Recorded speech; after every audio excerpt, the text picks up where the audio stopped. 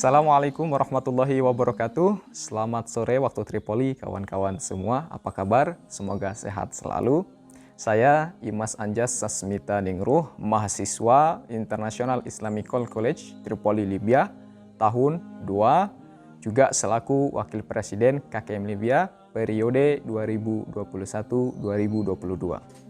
Saya di sini akan menjelaskan syarat dan pendaftaran yang harus dipenuhi oleh calon mahasiswa yang ingin mendaftar ke International Islamic College Tripoli, Libya. Kita langsung saja kawan-kawan. Yang pertama adalah kawan-kawan harus mengetahui bahwa beasiswa ini beasiswa full funded. Artinya semua beasiswa ditanggung oleh kuliah. Mungkin nanti pada awalnya akan ada pembayaran pada tiket dengan menggunakan uang sendiri, tetapi akan diganti oleh kuliah setelah sampai di sini.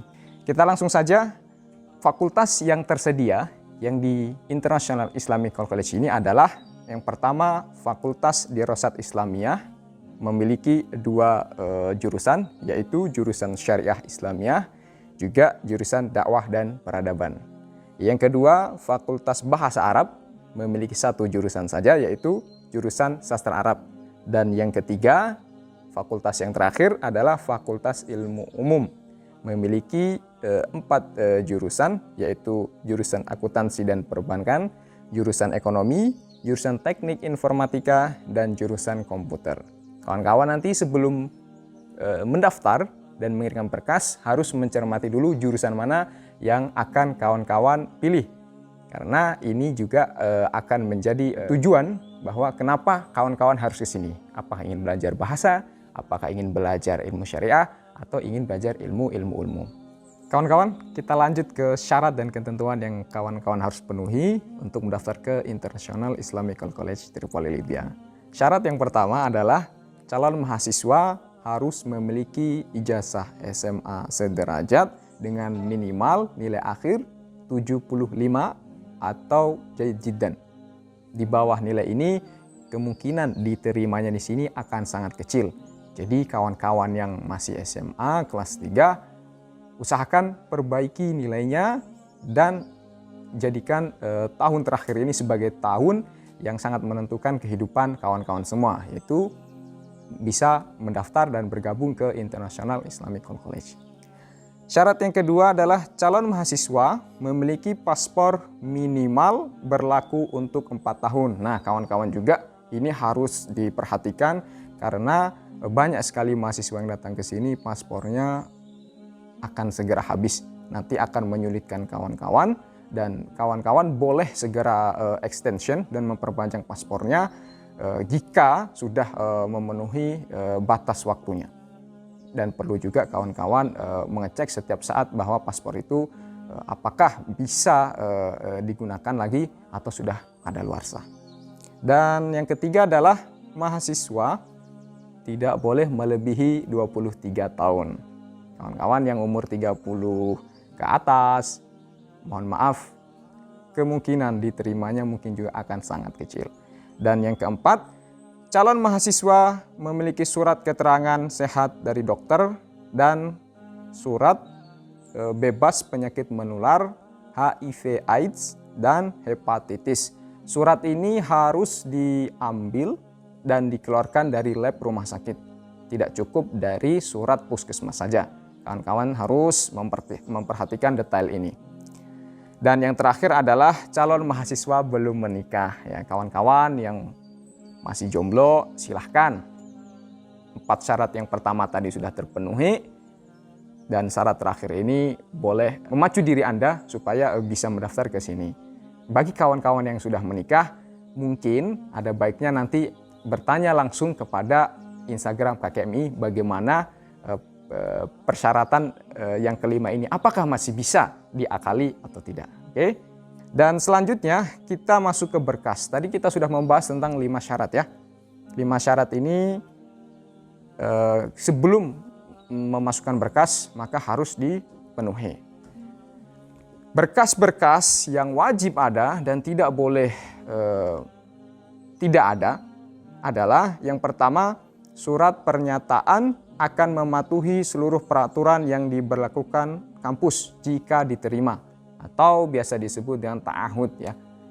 Isi surat ini kurang lebih seperti perjanjian bahwa jikalau calon mahasiswa diterima, maka siap menerima konsekuensi dan beasiswa yang ditawarkan oleh kampus.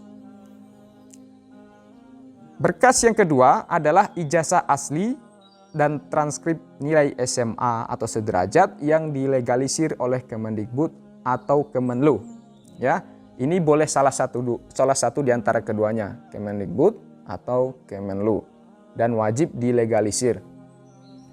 Dan yang ketiga adalah SKCK atau Surat Keterangan Catatan Kepolisian dan SKB, Surat Kelakuan Baik. Ini bisa kawan-kawan dapatkan di Indonesia, sangat mudah. Dan yang keempat adalah scan paspor halaman pertama. Dan yang kelima adalah akta kelahiran. Dan yang keenam, surat keterangan sehat yang masih berlaku minimal 2 bulan setelah pendaftaran. Ini juga kawan-kawan bisa dapatkan di rumah sakit atau klinik terdekat. Dan yang ketujuh, surat rekomendasi dari lembaga resmi, ormas atau yayasan keislaman.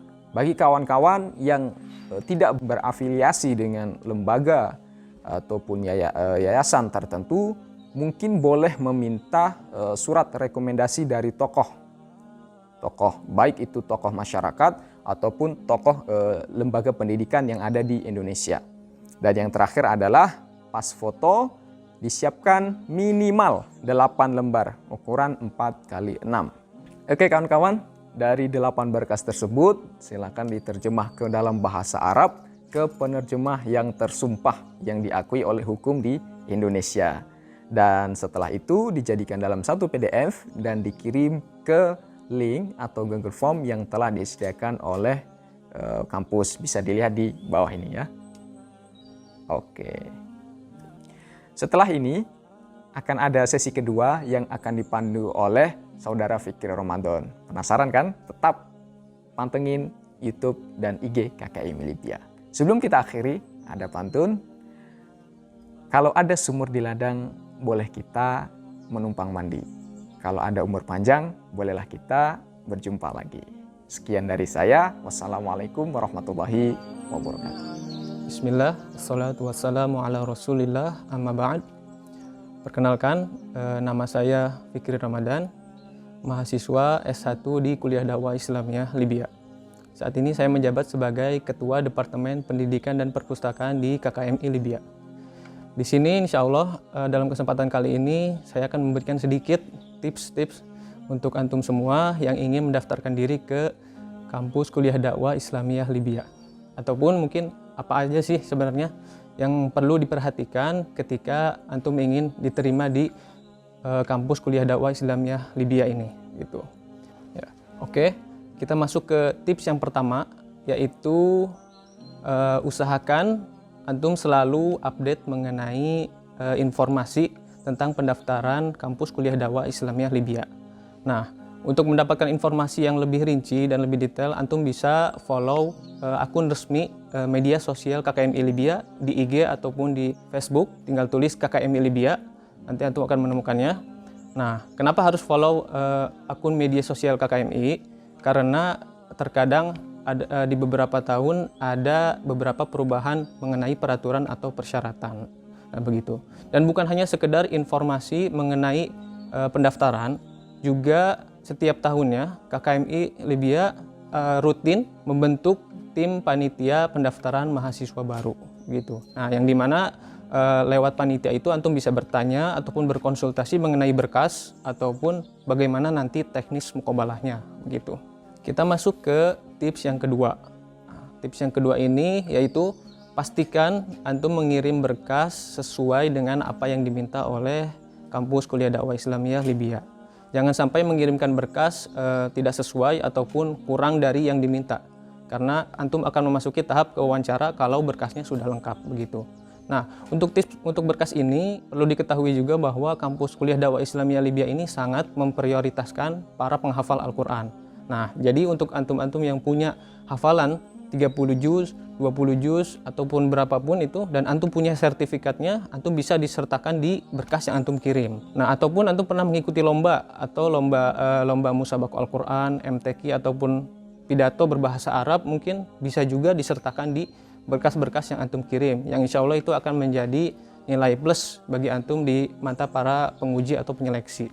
Ya, kita masuk ke tips yang ketiga, yaitu setelah antum mengirimkan berkas secara lengkap dan kampus kuliah dakwah Islamiyah memberikan informasi, memberikan email kepada antum bahwa berkas antum lengkap. Nah, di sini kita masuk ke tahap selanjutnya, yaitu tahap interview atau wawancara. Nah, di wawancara ini ada beberapa hal yang perlu diperhatikan, ya, ataupun sebenarnya apa sih yang diuji di interview ini atau wawancara ini. Yang pertama yaitu tentunya para penguji sangat melihat bagaimana antum berbahasa Arab, bagaimana antum mentakbirkan sebuah kalimat ke dalam bahasa Arab. Nah, mungkin bisa juga sebagai tips untuk antum, bagi antum yang belum terlalu terbiasa dengan bahasa Arab, antum bisa mempersiapkannya sebelum interview.